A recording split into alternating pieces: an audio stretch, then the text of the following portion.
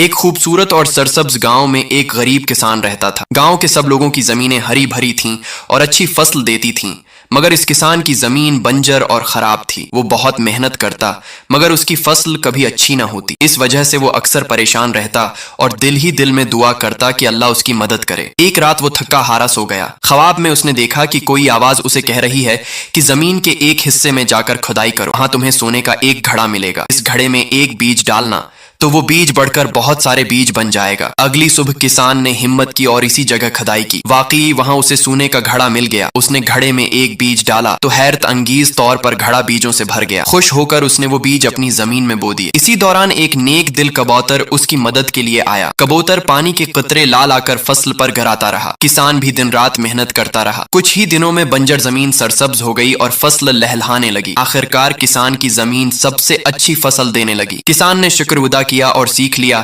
کہ محنت، صبر اور اللہ پر یقین کبھی ضائع نہیں جاتا۔ آخر میں جب کسان کی فصل لہلہانے لگی اور سب کچھ اچھا ہو گیا تو کسان اور وہ نیک دل کبوتر ایک ساتھ کھیت کے کنارے بیٹھ گئے۔ اچانک دونوں کی آنکھوں میں آنسو آ گئے۔ وہ اس لیے رونے لگے کیونکہ انہوں نے دن رات محنت کی، ایک دوسرے کا ساتھ دیا، مگر پھر بھی کسی نے ان کی کہانی کو لائک نہیں کیا اور نہ ہی سبسکرائب کیا۔